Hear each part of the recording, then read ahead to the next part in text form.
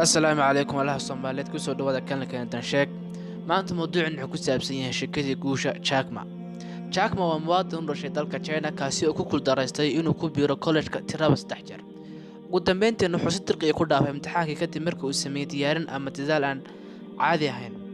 wuxuu isku dayay inuu shaqo ka helo maqaaxi cuntada lagu kariyo laakiin badankoodii way diideen inay shaqada galiyaan kadib markii uu codsiyo badan oo shaqo ah meelo kala duwan u dirsaday ee loo diiday ayuu wuxuu go'aansaday inuu shaqo macallinimo ka raadsado sababtoo ah wuxuu ku guul daraystay inuu shaqo taadhanta helo Jack wuxuu dhigi jiray luqadda Ingiriiska isagoo qaadan jiray lacag ka yar $10 bishiiba ka hor inta aanu bilaabin dhigista luqaddan Jack wuxuu aad u jeclaa inuu horumariyo habka uga hadlayo luqaddan waxaanu 45 daqiiqo u kaxaysan jiray baaskiilkiisa maalin walba hotel u dhow oo ay dadka dalxiisayaasha ay ku soo degi jireen si uu kula hadlo luqadda Ingiriiska ah isagana dhiso Jack kuma qanacsaneen shaqadiisa waxaanu go'aansaday inuu u guuro dalka Mareykanka si uu u helo nolol ka fiican tii uu ku noolaa wuxuu bartay kombiyuutarka internetka aad baan u jeclaa markii dambena wuxuu aasaasay website-ka loo yaqaano alibaba.com kaasi uu saamaxay ganacsiyada iyo shirkadu ay ku kala ganacsadaan iskuna dhaafsadaan alaabtiisa online ah Alibaba wuxuu noqday ninka ugu taajirsan dalka China hantidiisana maanta waxa lagu qiyaasaa $20 bilyan waxa loo aqoonsaday inuu ka mid yahay shirkadaha ganacsiga ee ugu awoodda badan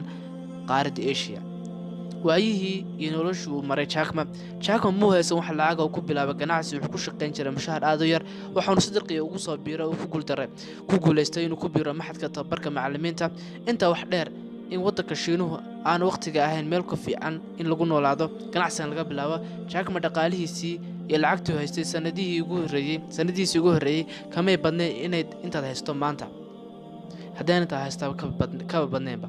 ninkan waxa uu jeclaa oo kaliya inuu abuuro ganacsi guuleysta taasina waa sababta uu raacay riyadiisii aan u xaqiijin hadda waa maxay cudurdaarada ah maalin walba naftaada u sheegtaa lacag ku filameysatid waxbarasho fiican meysatid dadka kugu xeeraanay kuma dhiirigeliyaan kumana garab istaagaya Jack Ma haysan qof dhiirigeliyo cadaadiya balse damaca xooggan ee uu gubayay si uu guul u gaaro ayaa ka dhigay ninka uu maanta yahay shirkaddan ka baran Jack Ma waxaa suurtagal ah inaad ka bilowdo ganacsigaaga meel aad u hooseysa oo aad noqoto billionaire ma aha millionaire Jack Ma wuxuu tusaale fiican u yahay dadka ka soo bilaabay meel ka hooseysa zero inuu iskuna daray liiska ugu sarreeya ee taajirida adduunka horaa loo samaysan karaa sharci ma aha balse horaad uu guuleysan kartaa Jack Ma wuxuu gaaray guul isagoo ku jira da'diisa 30 meeyaha Jack Ma wuxuu ku noolaa nolol adag muu ahayn qof ku nool nolol raaxo leh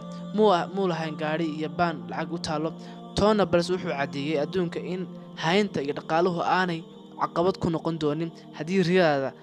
iyo hadafyadaadu ay waaweyn maanta mawduucana intaas ay ku soo gabagabeeyna fadlan hadaa qisadan ka heshay kanaalka subscribe iyo like iyo share intaba saar wassalaamu calaykum